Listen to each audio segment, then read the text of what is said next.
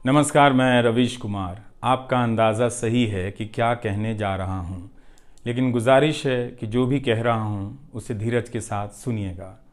भारत की पत्रकारिता में स्वर्ण युग तो कभी था भी नहीं, लेकिन आज के दौर की तरह भस्म युग भी नहीं था। भस्म युग से मेरा मतलब है जहाँ इस पेशे की हर अच्छी बात तेज़ गति से भस्म की जा रही हो। यह दिन भी आना ही था। इस देश में अलग अलग नाम वाले अनेक चैनल हो गए हैं, मगर सब हैं तो गोदी मीडिया ही।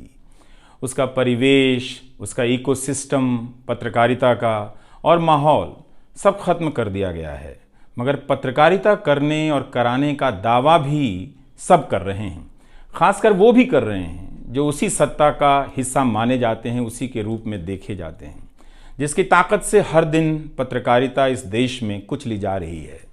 जब वो कहे कि वह उच्च स्तरीय पत्रकारिता करना चाहता है, तब ऐसा दावा करने वालों को ज़रा संदेह की निगाह से देखिए। गोदी मीडिया और सरकार भी पत्रकारिता का अपना मतलब आपके ऊपर थोपना चाहती है। अगर इसका मतलब किसी भी रूप में वही है, तब आप एक बार फिर से झांसे में आने वाले हैं। इस वक्त अपने संस्थान को लेकर कुछ खास नहीं कहना चाहता, क्योंकि भावुकता में आप तटस्थ नहीं होते, ऑब्जेक्टिव नहीं हो सकते हैं। एनडीटीवी में 26-27 साल गुजारे हैं। इतनी लंबी यात्रा के अपने उतार चढ़ाव भी हैं। अनेक साथी, वरिष्ठ, कनिष्ठ सब शामिल हैं। कितने लोगों ने साथ दिया है।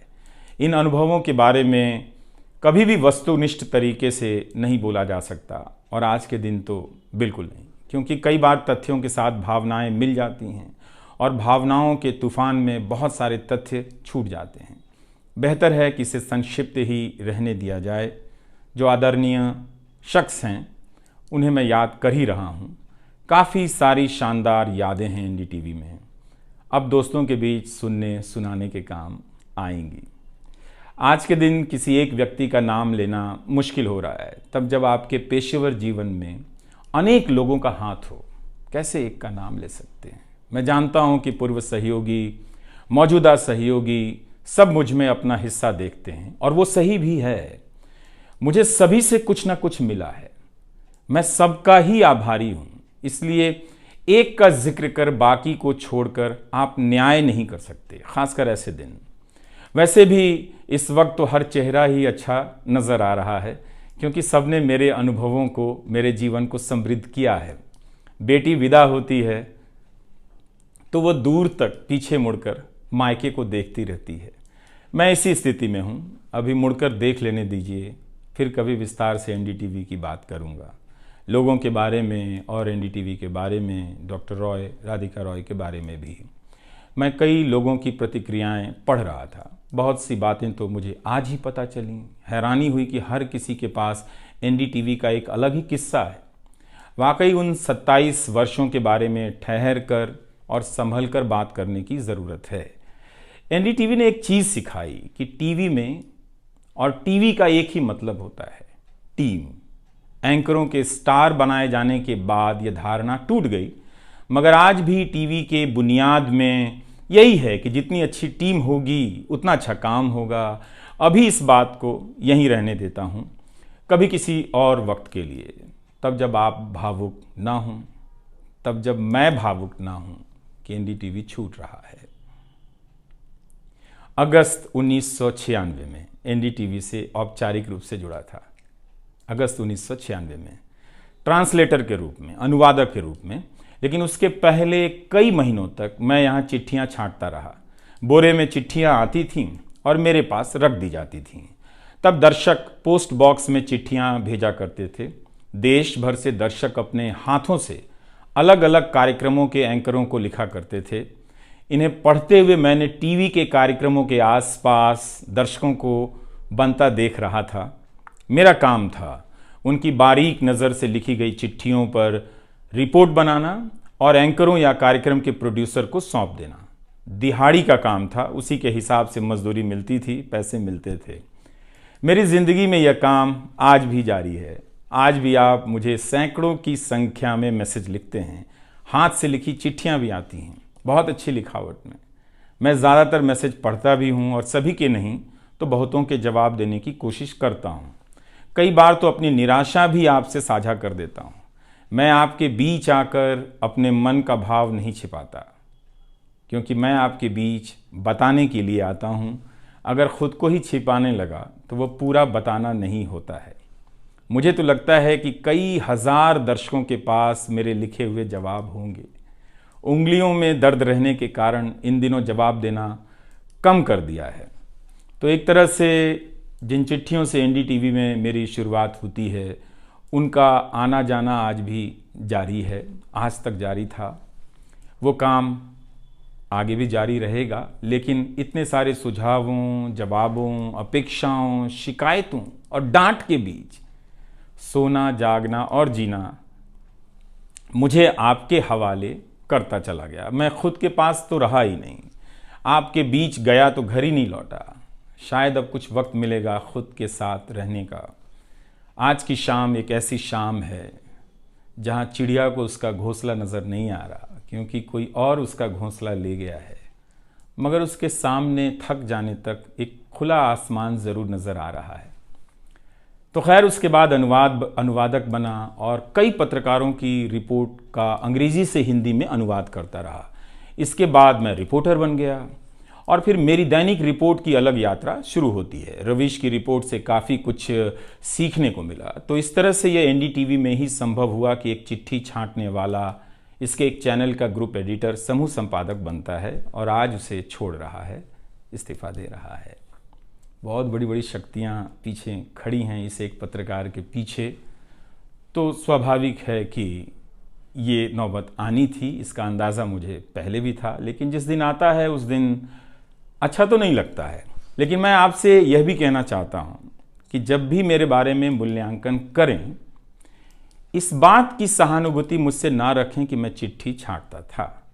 मैं उनकी तरह नहीं हूँ कि अचानक चाय बेचने की बात करने लग गया। उतर रहा हूँ जहाज़ से, बात कर रहा हूँ चाय बेचने की। सहानुभूति के लिए या फिर अपने संघर्ष को महान बताने के लिए मैं ऐसा नहीं करना चाहता। इस देश में हर किसी का संघर्ष ही पहाड़ चढ़ने के जैसा है। आप एम्स के बाहर मरीज जो खड़े हैं, उनके परिजन जो खड़े हैं, उनसे मिल लीजिए। आपको पता चल जाएगा कि उनकी चुनौतियां कितनी बड़ी हैं और आपका दुख कितना कम है, छोटा है।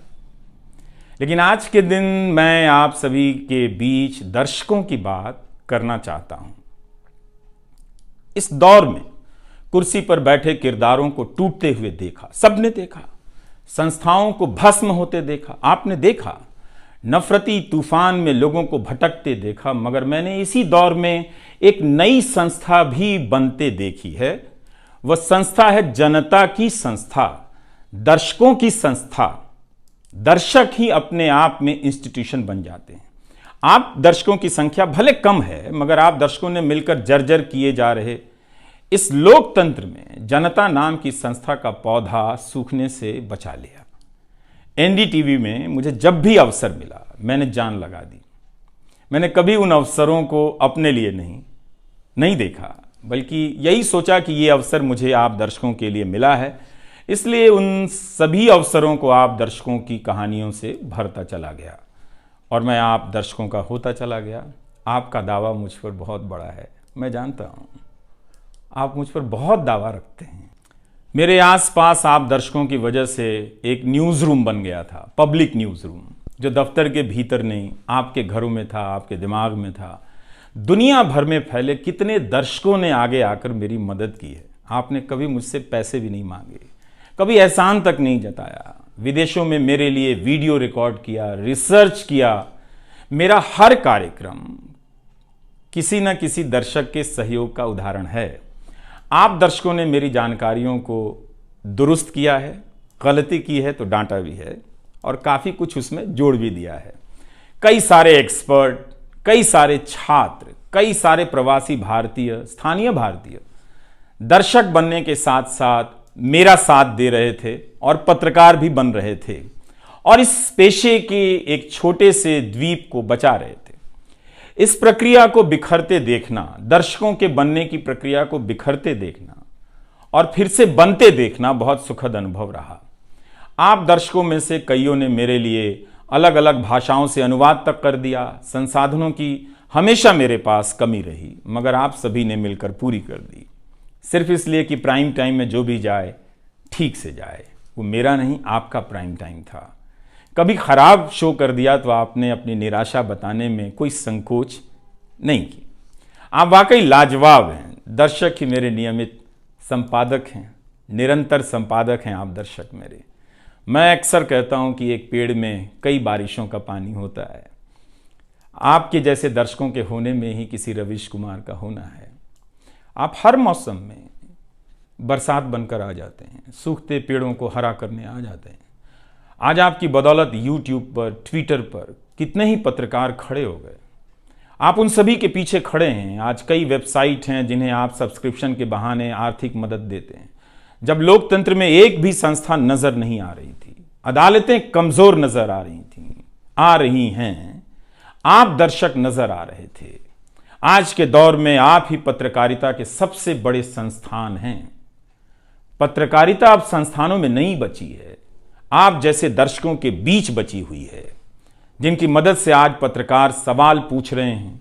यही आपका इस वक्त में सबसे बड़ा योगदान है। हो सकता है कि कोई जनता की आवाज को पूरी तरह कुचल दे, उसकी आवाज पर धार्मिक नफरतों की आंधी धूल को भर दे, ढक दे, लोकतंत्र को मिटा दे, मगर आप दर्शकों का होना हौसला देता है कि लोकतंत्र भले खत्म हो जाए, मगर उसकी चाहत कभी खत्म नहीं होगी, क्योंकि आप जैसे दर्शक अपनी जवाबदेही को, जिम्मेदारियों को बहुत खूब समझते हैं। इस मुश्किल वक्त में आपने एक पत्रकार पर भरोसा किया, उसे कितना प्यार दिया। कई बुजुर्ग माओं ने मेरे बाल सहला दिए, गाल छू लिए, तो किसी ने मेरे गमले में गुलाब के फूल लगा दिए, किसी ने चने का सत्तू भेज दिया कि मेरी सेहत ना खराब हो, किसी ने शहद भेज दी, किसी ने धूप में खड़े देखा तो सर पर गमछा तान दिया और छाता खोल दिया, किसी ने जेब में कलम रख दी, महंगी कलम। आज के दिन मैं एनडीटीवी से ज़्यादा आप दर्शकों को याद करना चाहता हूँ। आपके बिना मैं कुछ नहीं कर पाता। मुझे आप दर्शकों पर नाज है। कई बार लगता है कि मैं संस्था का कम, आप दर्शकों का प्रतिनिधि ज़्यादा हूँ।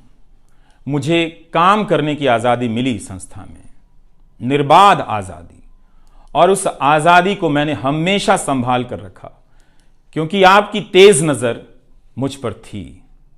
खुद को काफ़ी संभाला कि कुछ गलती ना आ जाए, कुछ मुझसे चूक ना हो और मुझ में अहंकार ना आ जाए और बदले में आज़ादी चली जाए।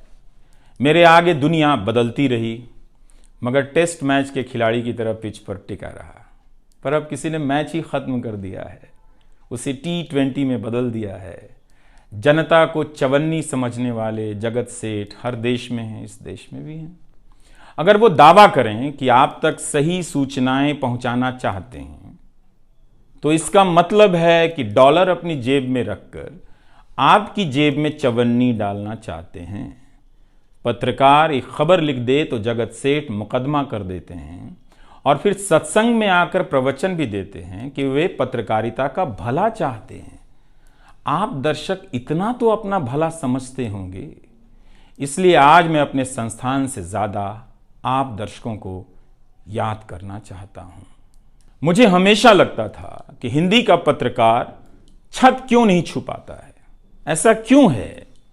हिंदी पत्रकारिता के कई श्रेष्ठ संपादकों, पत्रकारों के कार्यों पर निगाह रहती थी, उनकी गहराई हैरान करती थी। फिर भी लगता था कि उनकी बात जमाने तक ठीक से नहीं पहुंची, पेशे के भीतर उन्हें उनकी जगह नहीं दी गई। पत्रकारिता का मतलब अंग्रेजी का पत्रकार होना हो गया। इसके कुछ ठोस कारण भी हैं, उनमें विस्तार से जाने का समय नहीं है, लेकिन तब भी हिंदी के जुझारू पत्रकार आसमान क्यों नहीं छू सकते हैं, यह बात कचोटती रही। इन सब बातों ने मेरे व्यवहार में काफ़ी बदलाव कर दिए। भाषा को संयमित किया, मर्यादित किया, ताकि हिंदी का प्रभाव कम ना हो। बहुत सजगता से अपना काम इस तरह से किया कि लोगों को, देश के किसी भी हिस्से के लोगों को मेरी हिंदी से प्यार हो जाए। मेरी मातृभाषा हिंदी नहीं है, भोजपुरी है। भोजपुरी गांव है मेरे लिए।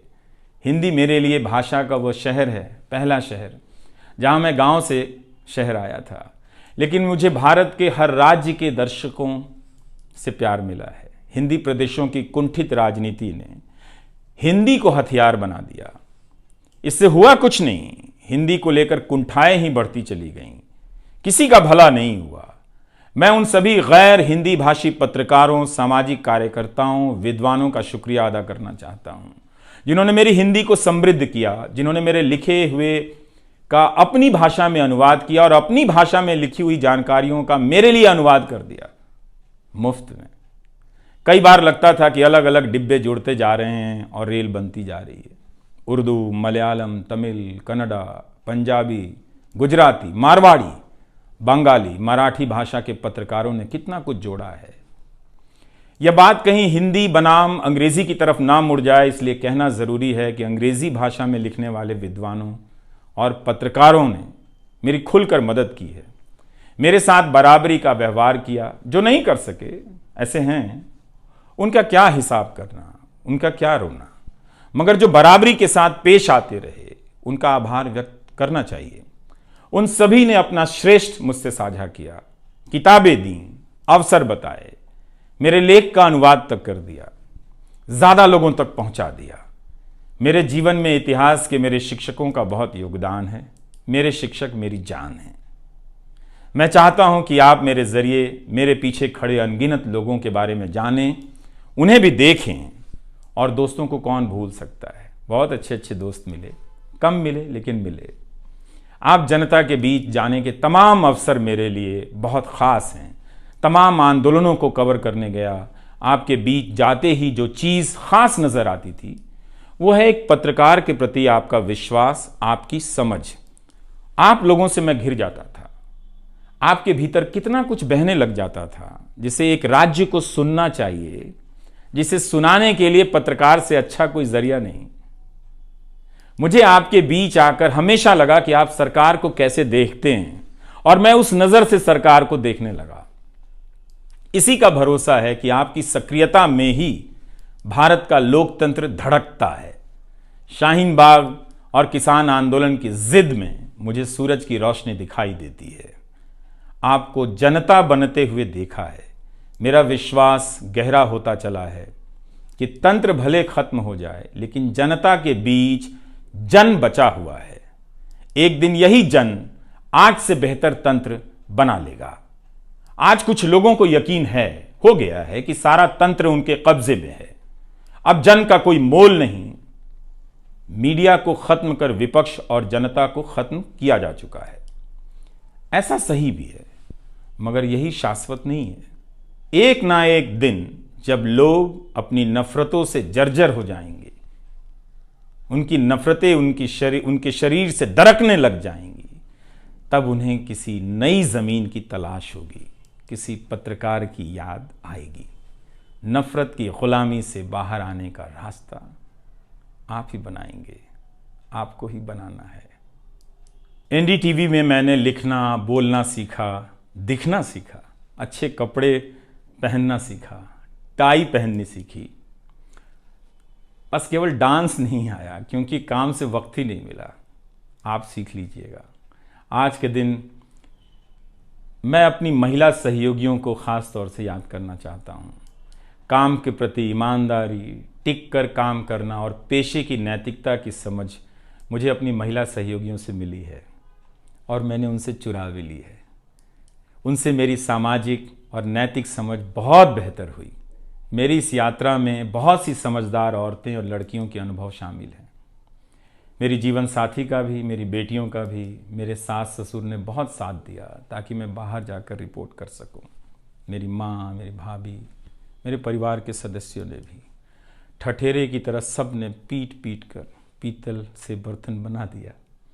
ये मैं इसलिए भी रेखांकित कर रहा हूँ कि पत्रकारिता के पेशे में मर्द ही नहीं, मर्दवादियों का कब्जा है। उनकी आक्रामकता के बीच कई बार दम घुटता था। इतनी आक्रामकता के बीच आप रचनात्मक हो ही नहीं सकते, संवेदनशीलता आ ही नहीं सकती। इस पेशे में तमाम महिला सहयोगियों ने मुझे मर्दों की आक्रामकता से बचा लिया। अगर आप इस पेशे में आ रहे हैं, विद्यार्थी हैं, तो हमेशा अपनी महिला सहयोगियों के साथ सलीके से पेश आइए, उनकी काबिलियत को स्वीकार कीजिए, तारीफ कीजिए। प्राइम टाइम के वक्त अक्सर कहा करता था, मुझे काम करने दो, 9 बजे ही बजते हैं। सुबह उठते ही मेरे दिमाग में रात के 9 बजने लग जाते थे। मैं टाइप करने लग जाता था, रोज़ 5000, 6000, 7000 शब्दों की टाइपिंग। अब शायद 9 ना बजे, प्राइम टाइम ना हो। मुझे पता नहीं था, पता नहीं है कि अब 9 बजे क्या करूँगा। मुझे टीवी से बहुत प्यार है, इस माध्यम से दिल लग गया था, शायद इसी वजह से दिल टूट रहा है। वो लाल माइक याद आता रहेगा, अब वो लाल माइक नहीं होगा। मैं जानता हूँ कि आप दर्शकों की आदतों में मैं शामिल हो गया हूँ। आप काफ़ी तकलीफ़ में थे कि मेरा क्या होगा, मैं क्या करूँगा, मैं प्राइम टाइम क्यों नहीं कर रहा हूँ। मुझे लगा कि चुपचाप किनारे हो जाना चाहिए। धीरे धीरे मेरे नहीं होने की आदत आपको डाल देनी चाहिए। इसलिए कई दिनों से प्राइम टाइम नहीं कर रहा था, ताकि आप मुझे कुछ भूल सकें। मगर आप हैं, मानते ही नहीं। हर रात 9 बजे के बाद मैसेज करने लग जाते हैं कि कहाँ हो, बीमार तो नहीं हो, सब ठीक तो है, एनडीटीवी में क्या चल रहा है, आप अच्छे हैं। तो भारत का मीडिया स्पेस बदल चुका है। उन हज़ारों युवाओं की सोचिए जो पढ़ाई पत्रकारिता की कर रहे हैं, लाखों रुपए लगा रहे हैं, मगर उन्हें काम दलाली का करना पड़ेगा, क्योंकि इसके लिए अब कोई सांस्थानिक जगह नहीं बची है। इसी के बीच जो आने वाले पत्रकार हैं, जो इस वक्त पत्रकार हैं, सभी को जूझना है। कोई घुट रहा है तो कोई इस पेशे को छोड़ रहा है। कई लोग कहते हैं कि नौकरी की मजबूरी के अलावा पत्रकार बनने की कोई दूसरी शर्त नजर नहीं आती, कोई उत्साह नहीं है। यहां तो जस्टिस तक कह रहे हैं कि जमानत देने पर जजों को टारगेट किए जाने का डर लगता है। जब जज को ही डर लगता है, तब फिर इस दौर में यह बोलना भी गुनाह है कि मुझे डर नहीं लगता है। एक डरा हुआ पत्रकार मरा हुआ नागरिक पैदा करता है। इसलिए बोला कीजिए कि हमें डर नहीं लगता है। आप उस देश के नागरिक हैं जिसने नंगे पांव ब्रिटिश साम्राज्य को घुटने पर झुका दिया। कोई कारण नहीं कि मैं आप पर भरोसा ना करूं कि एक दिन आप गोदी मीडिया की इस गुलामी से बाहर आएंगे। आप हमेशा इस गुलामी में नहीं रह सकते।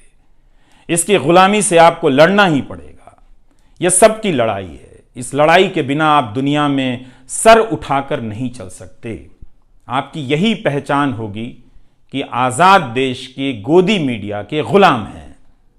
इसके खतरे की गंभीरता को समझिए। कानून की आड़ में अब अधिकार कुचले जा रहे हैं, अभिव्यक्तियों को रौंदा जा रहा है, ताकि सारे अवैध काम वैध नजर आए। इस समय मेरे रास्ते निश्चित नहीं हैं, निश्चित हैं तो सिर्फ हौसला है। उसका भी क्या भरोसा, कभी आसमान में होता है, कभी पाताल में। एक YouTube चैनल बनाया है रवीश कुमार ऑफिशियल, और फेसबुक पेज भी है रवीश का पेज। इसे सब्सक्राइब कीजिएगा। अब मैं YouTube पर ही नज़र आऊँगा, एनडीटीवी इंडिया पर नहीं। किसी संस्था के साथ मर्यादाएं बहुत अलग होती हैं, फ्रीलांस और आज़ाद जीवन की अलग। लेकिन इस बार परिवार के साथ थोड़ा वक्त बिताना चाहता हूँ, जीना चाहता हूँ। मैंने इस्तीफ़ा दे दिया है। नमस्कार, मैं रवीश कुमार अब आपको उस चैनल पर सुनाई नहीं देगा। नमस्कार, मैं रवीश कुमार।